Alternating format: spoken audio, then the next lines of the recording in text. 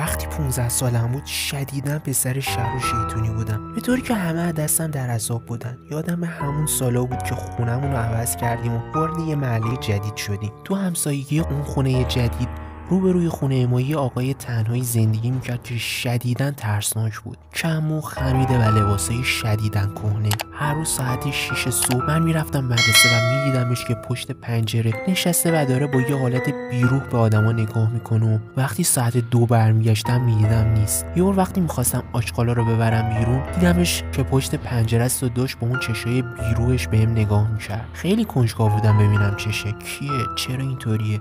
تا اینکه این موضوع با یکی از دوستان در میون گذاشتم. دوستم گفت باید وارد خونش بشیم. باهاش موافقت کردم. نمیتونستم جلوی فضولیمو بگیرم. تصمیم گرفتیم یه شب وارد خونش بشیم. از اونجایی که دوستم بلد بود چطوری درای قلفو باز کنیم، دیگه هیچ چیزی جلومون رو نمیتونست بگیره. ساعت 10 شب از خونه بیرون اومدیم و رفتیم روبروی خونه اون مرد ترسناک. پشت درخت کمی کردیم. پشت پنجره بود. داشت به خیابون نگاه میکرد. آروم آروم قدم برداشتیم طوری که ما رو نبینه. به در خونش رسیدیم. رفیقم سریع دست به کار شد. در رو که آروم باز کردیم وارد خونه شدیم و ناگهان صدای گلوله شنیدیم از طبقه بالای خونه.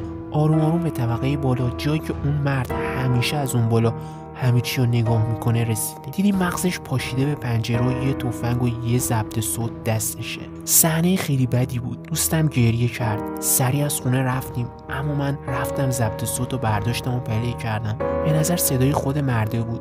گفته بود نمیدونم چرا آدما نمیفهمن که من میخوام تنها باشم. چرا درک نمیکنن که من دوست ندارم با کسی حرف بزنم یا کسی بیاد تو خونم. نگاهشون کن چطوری میخوام به حریم خصوصی من تجاوز کنن، چطوری میخوان تنهاییمو ازم بگیرن. لعنت بهشون. پلیس که وارد ماجرا شد کلی کاست ضبط شده از صدای مرد پیدا کردن که تو همشون از نفرتش از آدما حرف زده بود، از اینکه چقدر تنهایی رو دوست داره.